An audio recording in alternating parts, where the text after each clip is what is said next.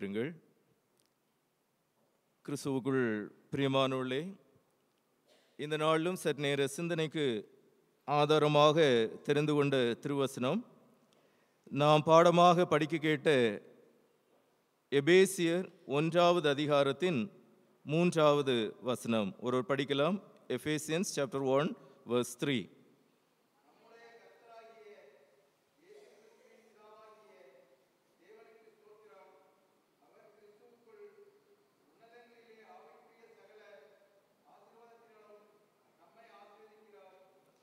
இருந்தவாறே தலை வணங்கி நாம் ஜெபிப்போம். மாட்சிமிக்க நல்ல ஆண்டவரே, இந்த கர்த்தருடைய நாளினிலும் உமது திரு சமூகத்திலே உமது பிள்ளைகளாக நாங்கள் கடந்து வந்து உம்மை ஆராதித்து உம்முடைய திருநாமத்தை மையப்படுத்துவதற்கு ஆண்டவர் எங்களுக்கு கிருபை செய்திருக்கின்றீர். நாங்கள் உமக்கு நன்றி செலுத்துகின்றோம். இவ்வேளையிலும் உம்முடைய திருவார்த்தைகளை நாங்கள் சிந்திக்கின்ற போதும் உம்முடைய வேதத்தின் மகத்துவங்களை நாங்கள் கண்டுகொள்ளும்படியாக ஆண்டவர் எங்களுடைய அகக்கண்களை திறந்துள்ள வேண்டும் என்று ஜெபிக்கின்றோம். இந்த உலகினில் நாங்கள் நித்திய நல் நம்பிக்கை உடையவர்களாக, நீர் தருகின்ற ஆசீர்வாதங்களுக்கு உகந்தவர்களாக வாழ்வதற்கென பல நிலைமைகளிலே நீர் தந்திருக்கின்ற உமது நல் வார்த்தைகளுக்காக நன்றியோடு நாங்கள் உம்மை துதிக்கின்றோம். வேத வசனங்களை ஆராய்ந்து பாருங்கள் என்று அன்று உமது சீடர்களுக்கு ஆண்டவரை உம்மை சார்ந்த மக்களுக்கு நீர் கூறியதைப் போல இன்று உம்முடைய திரு சமூகத்திலே கடந்து வந்திருக்கின்ற எங்களுடைய வாழ்விற்கும் உம்முடைய திருவார்த்தைகளை ஆண்டவரை நாங்கள் ஆராய்ந்து பார்க்க, உமது திருவார்த்தைகளை வாஞ்சையோடு நாங்கள் கற்க, எங்களுடைய வாழ்வினிலே அவைகளை நாங்கள் கடைபிடிக்க நீர் தருகின்ற கிருபைகளுக்காகவும் நன்றியோடு நாங்கள் உமக்கு நன்றி செலுத்துகின்றோம். இந்த நாளிலும் கூட உம்முடைய வார்த்தைகளை கொண்டு நீர் எங்களோடு பேசுகின்ற, எங்களோடு இடைபடுகின்ற, எங்களுடைய ஆவிக்குரிய வாழ்வினில் நாங்கள் வளருவதற்கு ஆண்டவரே நீர் விரும்புகின்ற நிலைகளிலே இந்த நாளிலும் உம்முடைய திருவார்த்தைகளை கொண்டு நீர் எங்களோடு பேச, எங்களோடு செயல்பட வேண்டும் என்று ஜெபிக்கின்றோம். மீட்பர் இயேசுவின் நாமத்தில் வேண்டுகின்றோம் பிதாவே, ஆமென்.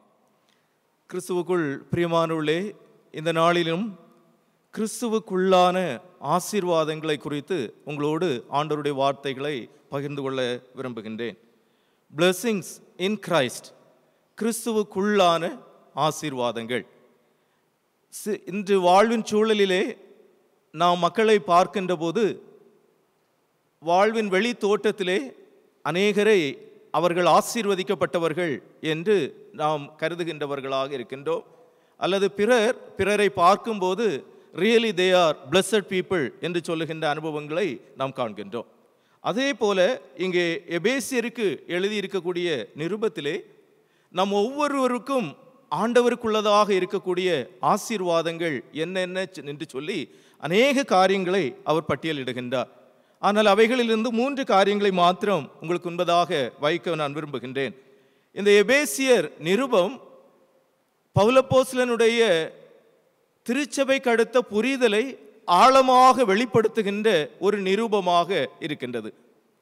தான் மேற்கொண்ட பல மிஷனரி பயணங்களின் தொடர்ச்சியாக ஏற்படுத்தப்பட்ட திருச்சபைகளிலே அந்த திருச்சபை எவ்வளமாக தொடர்ந்து ஆண்டவருக்கு சான்று பகர்கின்றதாக இருக்க வேண்டும், திருச்சபையினுடைய தன்மைகள் எப்படிப்பட்டதாக இருக்க வேண்டும் என்பவைகளெல்லாம் மிக சிறப்பாக அவர் எழுதுகின்ற ஒரு நிருபமாக இந்த நிருபம் அமைகின்றது.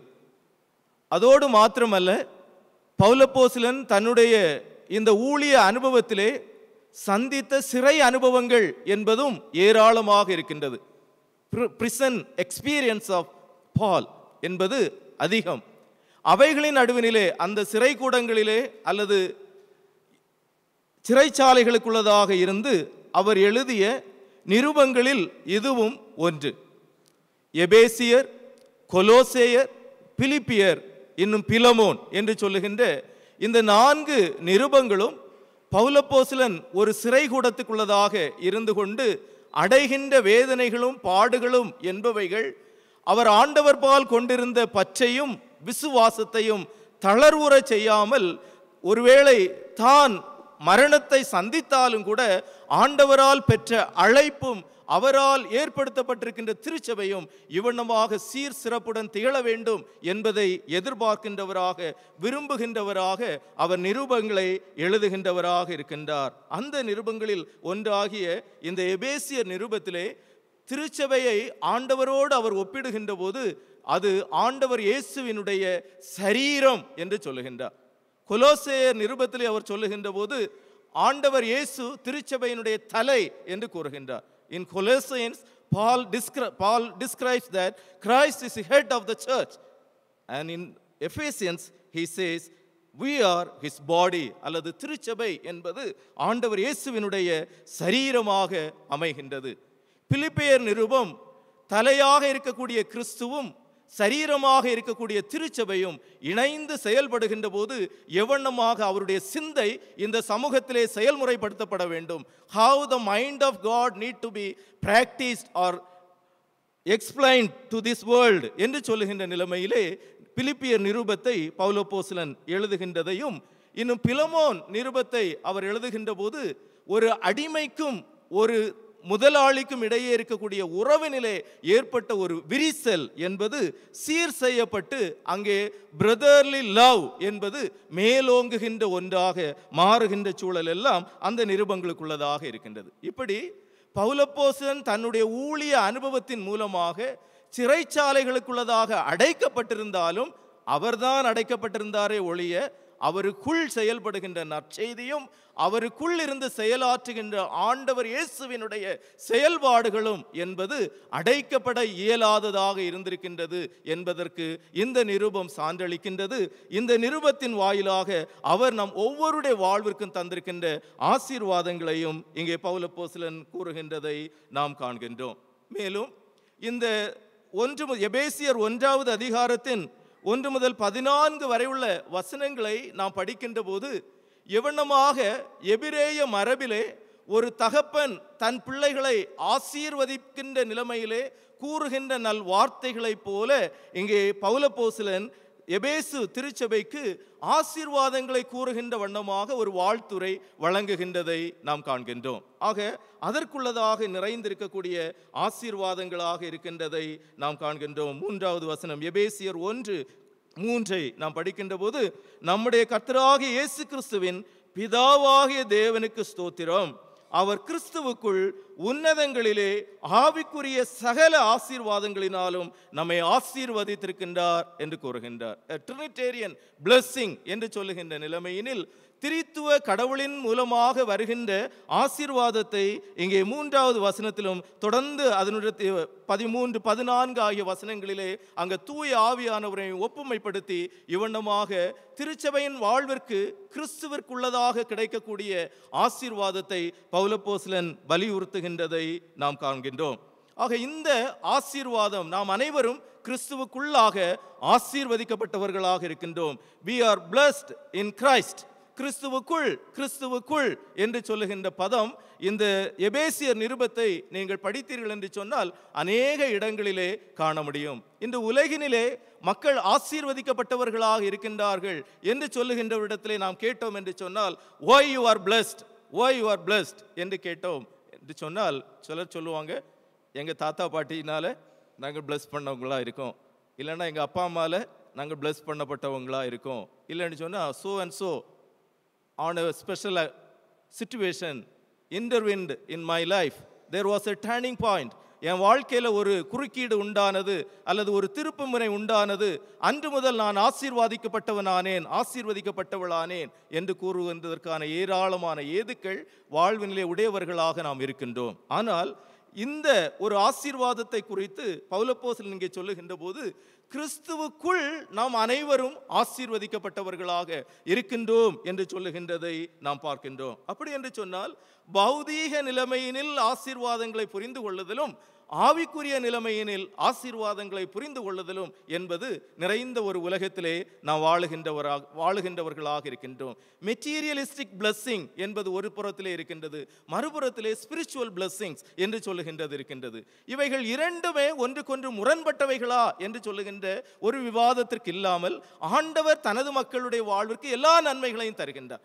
உலகம் ஆசீர்வாதத்தை காணுகின்ற போது ஒன்லி இந்த உலக ரீதியான ஆசீர்வாதங்களை மாத்திரம் கண்டுகொண்டு அதிலேயே திருப்தி அடைகின்றதாகவும், ஆவிக்குரிய ஆசீர்வாதங்களை எண்ணுவதற்கோ அதிலே முற்படுவதற்கோ விரும்பாத ஒன்றாக, அதை வாஞ்சிக்காத ஒன்றாக இருக்கின்ற போது திருமறை நமக்கு கற்றுத்தருகின்ற இந்த ஆசீர்வாதம் என்று சொல்லுவது ஆவிக்குரிய ஆசீர்வாதமானது சகல ஆசீர்வாதங்களையும் நமக்கு நம்முடைய வாழ்விற்கு தருகின்றதாக இருக்கின்றது என்பதை நாம் இங்கே காண்கின்றோம். அதைத்தான் பவுல் அப்போஸ்தலன் இங்கே 3வது வசனத்திலே குறிப்பிடுகின்றார். நம்முடைய கர்த்தராகிய இயேசு கிறிஸ்துவின் பிதாவாகிய தேவனுக்கு ஸ்தோத்திரம், அவர் கிறிஸ்துவுக்குள் உன்னதங்களிலே ஆவிக்குரிய சகல ஆசீர்வாதங்களினாலும் நம்மை ஆசீர்வதிக்கின்றார். Only this blessing that the Lord has bestowed or reserved என்று சொல்லுவதற்கு இல்லை. இங்கே பவுல் அப்போஸ்தலன் சொல்லுகின்றார் சகல ஆசீர்வாதம். அப்ப அந்த ஆசீர்வாதத்தில் எதுவும் வந்துடும், நமது வாழ்விற்கான என்னென்ன ஆசீர்வாதங்கள் அவசியமானதாக இருக்கின்றதோ எல்லா ஆசீர்வாதங்களையும் ஆண்டவர் கிறிஸ்துவுக்குள்ளதாக நமது வாழ்விற்கு தருகின்றவராக இருக்கின்றார் என்பதை நாம் காண்கின்றோம். ஆக அந்த ஆசீர்வாதம் எத்தகையது என்று சொல்லி நாம் சிந்திக்கின்ற போது முதலாவதாக இந்த ஆசீர்வாதமானது பரிசுத்தமான வாழ்வினால் வருகின்ற ஆசீர்வாதமாக இருக்கின்றது. பரிசுத்தம் என்பது ஆண்டவர் நமக்கு தருகின்ற ஆசீர்வாதமாக இருக்கின்றது. Holiness is a spiritual blessing. இன்றைக்கு மனிதர்கள் நல்லவர்களாக இருக்க வேண்டும் என்று சமூகம் விரும்புகின்றது. சின்ன பிள்ளைகளும் என்னதான் சொல்லிக் கொடுக்காங்க, நீ நல்ல பிள்ளையா வளரணும், நீ நல்ல மாணவனாக திகழ வேண்டும் என்று ஆசிரியர்கள் சொல்லிக் கொடுக்காங்க. நல்ல சிட்டிசன்ஸை உருவாக்க வேண்டும் என்று அரசு முனைகின்றது. இப்படி எல்லா நிலைமைகளிலும் நல்லவர்களாக இருக்க வேண்டும், நல்லவைகளை செய்ய வேண்டும் என்று இந்த சமூகம் கற்பிக்கின்றது. ஆனால் திருமறை மாத்திரம்தான் சொல்லிக் கொடுக்குது, you need to be holy. Only the Bible teaches that you need to be holy. சமூகம் சொல்லுகின்றது you need to be a good person, ஜென்டில்மேனா இருக்கணும் என்று சொல்லுகின்றது. ஆனால் பைபிள் நமக்கு சொல்லி தருகிறது நீ பரிசுத்தமா இருக்கணும்னு சொல்லி, நீ பரிசுத்தமா வாழணும்னு சொல்லுது. ஏன்? பிகாஸ் அவர் காட் இஸ் ஹோலி. கடவுள் பரிசுத்தமுள்ளவராக இருக்கின்றார். அவர் பரிசுத்தமுள்ளவராக இருக்கின்றபடியினால் அவர் வழியாக ஒருவர் ஆசீர்வாதத்தை பெற வேண்டும், அல்லது அவர் தருகின்ற ஆசீர்வாதத்தை உடையவளாக ஒருவர் திகழ வேண்டும் என்று சொன்னால் அவர் விரும்புகின்ற பரிசுத்தம் என்பது அவசியமானதாக இருக்கின்றதை பவுல் அப்போஸ்தலன் இங்கே எடுத்து கூறுகின்றதை நாம் காண முடியும். சிறப்பாக எபேசியர் 1வது அதிகாரத்தின் 4வது வசனத்தை நாம் படிக்கின்ற போது எபேசியன்ஸ் சாப்டர் 1 verse 4, தமக்கு முன்பாக நாம் அன்பில் பரிசுத்தமுள்ளவர்களும் குற்றமில்லாதவர்களுமாய் இருப்பதற்கு அவர் உலக தோற்றத்திற்கு முன்னே கிறிஸ்துவுக்குள் நம்மை தெரிந்து கொண்டபடியே என்று குறிப்பிடுகின்றார். We are chosen before the formation of the world or the universe. இந்த உலகம் என்று ஒன்று உண்டாவதற்கு முன்பதாகவே ஆண்டவர் நம்மை தெரிந்தெடுத்தவராக இருக்கின்றார், நம்மை ஆசீர்வதித்திருக்கின்றார். அந்த ஆசீர்வாதம் எதற்கு என்று சொல்லுகின்ற போது பரிசுத்தமாக வாழ்வதற்கு என்று சொல்லுவதை திருமறை நமக்கு இங்கு கற்றுத்தருகின்றது. ஆக நாம் நல்லவர்களானு சொன்னா சமூகத்துக்குள்ள இருந்தாலே போதும். சர்ச்சைக்கு நம்ம எதுக்கு வரோம்? திருச்சபைக்கு நம்ம எதுக்கு வரோம்? இந்த ஐக்கியங்களிலே நாம் பங்கு பெறுகின்றோம் எதற்கு என்று சொல்லுகின்ற போது பரிசுத்தவான்களாக பரிசுத்த வாட்டிகளாக நாம் மாறுவதற்கு, வளருவதற்கு என்று சொல்லுவதை ஆண்டவருடைய திருவார்த்தை நமக்கு கற்றுத்தருகின்றது. ஏனென்று சொன்னால் எபேசியர் 1வது அதிகாரத்தின் 1வது வசனத்தை நாம் படிக்கின்ற போது எபேசியன்ஸ் சாப்டர் 1 verse 1, தேவனுடைய சித்தத்தினாலே இயேசு கிறிஸ்துவினுடைய அப்போஸ்தலனாகிய பவுல் எபேசுவிலே கிறிஸ்து இயேசுவுக்குள் விசுவாசிகளாய் இருக்கிற பரிசுத்தவான்களுக்கு எழுதுகிறதாவது. I am addressing this epistle to the holy ones. ஆக சர்ச்சுக்குள்ள இருக்கிறவங்க யாரா இருக்கணும்? பரிசுத்தவான்களாக இருக்க வேண்டும் என்பதை பவுல் அப்போஸ்தலன் தன்னுடைய இந்த நிருபத்தின் வாயிலாக எதிர்பார்க்கின்றதை நாம் பார்க்கின்றோம். ஆக நாம் தெரிந்தெடுக்கப்பட்டவர்களாக இருக்கின்றோம். இந்த நாளுக்குரிய திருமறை பகுதிகளை நீங்கள் படித்தீர்கள் என்று சொன்னால், முதலாவது திருமறை பாடமாக நாம் படிக்க கேட்ட 2 சாமுவேலுடைய புஸ்தகம் 2 சாமுவேல் 6வது அதிகாரத்திலே நாம் படித்தபோது அங்கே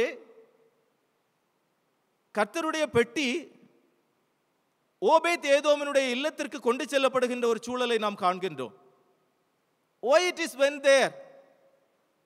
பால யூதாவில் இருந்து தாவீது தான் அரியணையில் இருக்கின்றபடியினாலே ஆண்டவருக்கு தான் ஏற்படுத்தி வைத்திருக்கக்கூடிய இடத்தினில் அதை கொண்டு சேர்க்க வேண்டும் என்று சொல்லுகின்ற ஒரு பெரிய முன்னெடுப்பினை அவர் எடுக்கின்ற போது ஒரு ராஜாவின் முயற்சி அங்கே பலிக்கவில்லை, செயல்படவில்லை. ஒரு ராஜாவின் முயற்சி தோல்வியை காணுகின்றது. கடவுளினுடைய சித்தமும் அவருடைய திட்டமும் வேறு ஒன்றாக அமைகின்றது. அது ஓபேத் ஏதோமின் வீட்டிற்கு கர்த்தருடைய பெட்டியை கொண்டு சேர்க்கின்றது. இவ்வளவு நாளும் பால யூதாவிலே அபினதாபினுடைய இல்லத்திலே இருந்தது கர்த்தருடைய பெட்டி. அந்த பெட்டியிலிருந்து ஒன்றும் வெளிப்பட்டது போல இல்லை. அந்த பெட்டி இருக்கிற இடத்துல இருந்தும் அந்த சமூகத்திலும் இன்னும் நடந்தது போல ஒன்றுமே தெரியவில்லை.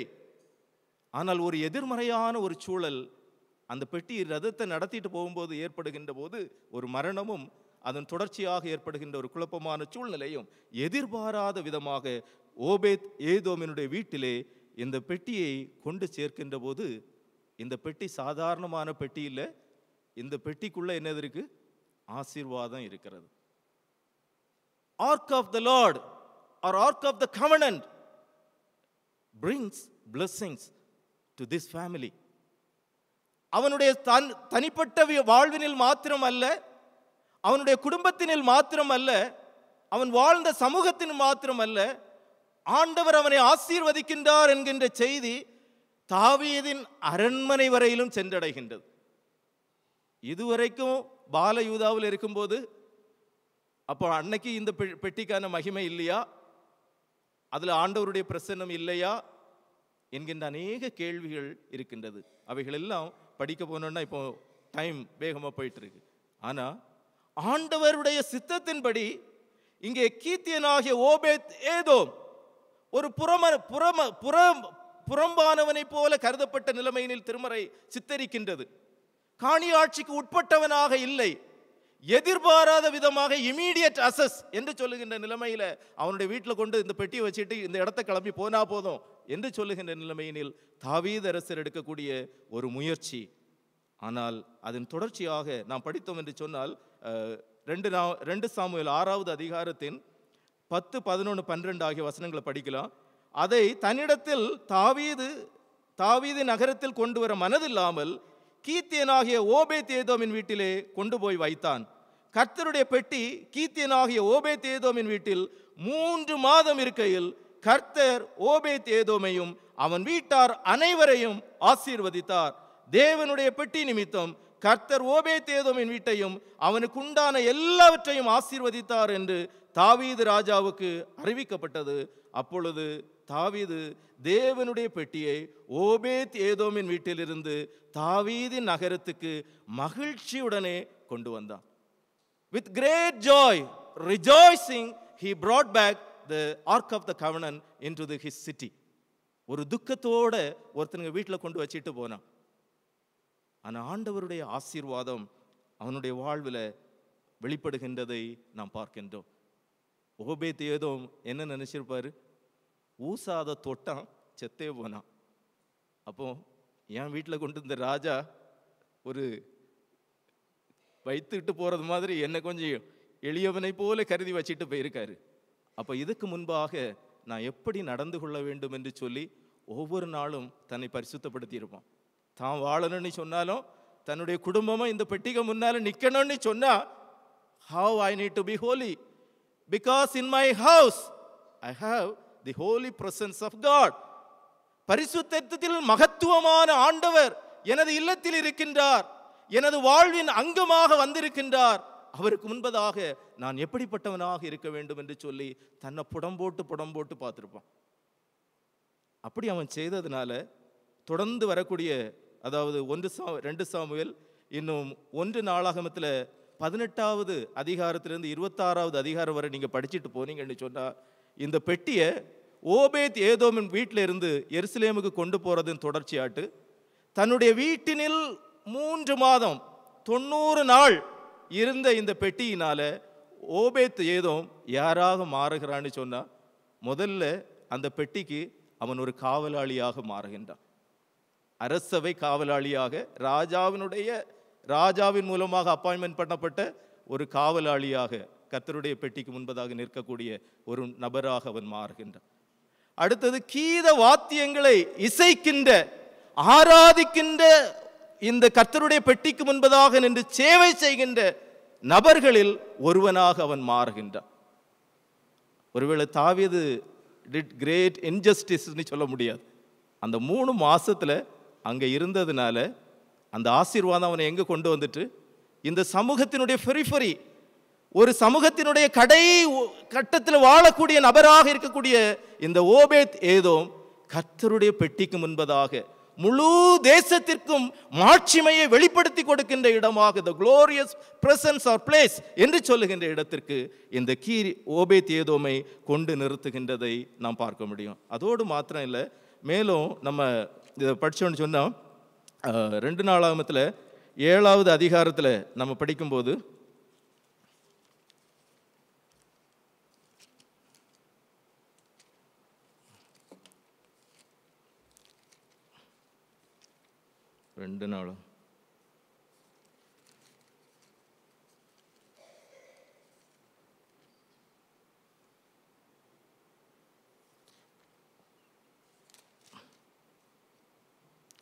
தாவீது தன்னுடைய இல்லத்தை ஆசீர்வதிக்கும்படியாட்டு அவர் ஜபிக்கக்கூடிய ஒரு ஜபம் இருக்கும். 2 நாளாகமும் 7:6 படிங்க.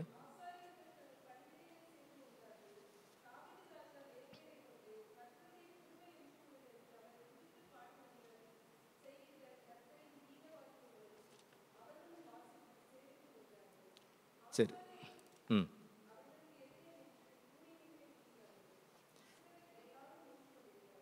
சரி, இங்கு ஆசாரியர்களுடைய குழாமாக சாலமோன் காலத்திலும் அவர்கள் செய்கின்ற சேவைகள் எல்லாம் இருக்கின்றது. எனினும் திருமறையிலே நாம் படிக்கின்ற போது அந்த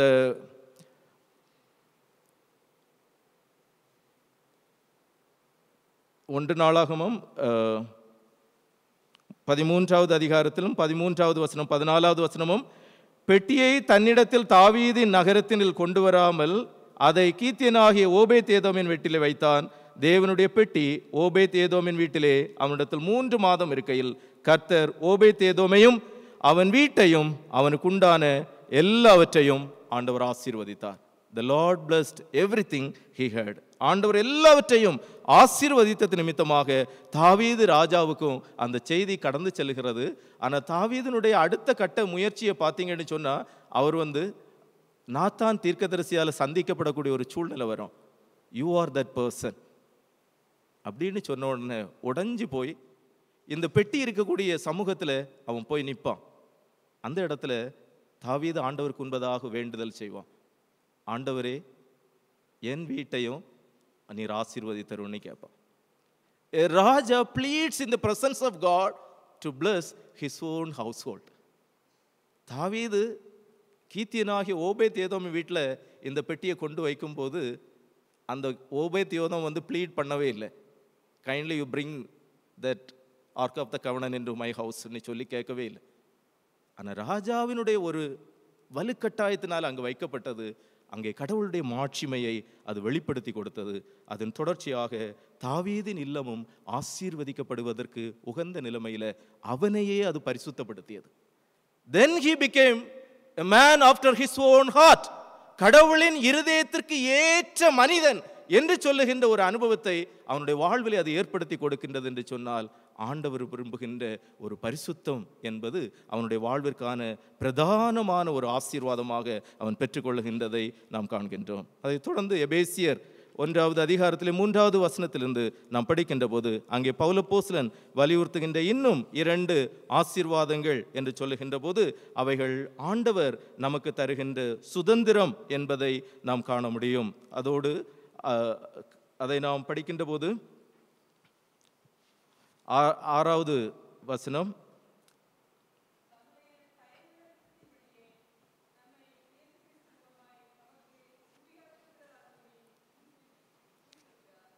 ஏழாவது வசனமும், அவருடைய கிருபையின் ஐஸ்வர்யத்தின்படியே இவருடைய இரத்தத்தினாலே பாவ மன்னிப்பாகிய மீட்பு இவருக்குள் நமக்கு உண்டாயிருக்கிறது. You have freedom in Christ. கிறிஸ்துவுக்குள் உனக்கு சுதந்திரம் இருக்கின்றது. இன்னும் எனக்கு எல்லாம் இருக்கு, பணம் இருக்கு, புகழ் இருக்கு, செல்வாக்கு இருக்கு, வீட்டில் வேண்டிய மட்டும் தின்னுறதுக்கு இருக்கு, எல்லாம் சொல்லலாம். இருந்தும் எனக்கு சுதந்திரம் இல்லைன்னா நான் இறகு இருந்தும் பறப்பதற்கு இயலாதவனாக, அடைக்கப்பட்டவனாக இருக்கின்றேன் என்று சொல்லுகின்ற ஒரு அனுபவம். But in Christ you have freedom. இதுக்கு மேல ஒரு ஆசீர்வாதம் யார் தர இயலும்? ஆண்டவர் நம்முடைய வாழ்விற்கான சுதந்திரத்தை தருகின்றவராக இருக்கின்றார். அதோடு மாத்திரமல்ல, கடைசியாக நேரத்தை கருதி சுருக்கமாக நான் கூறுகின்றேன். மூன்றாவதாக நாம் சிந்திக்கின்ற போது அங்கே ஆண்டவர் தூய ஆவியானவரின் முத்திரையை நமது வாழ்விற்கு தருகின்றார். 13வது வசனமும் 14வது வசனமும் ஒரு படிக்கலாம். 13, 14.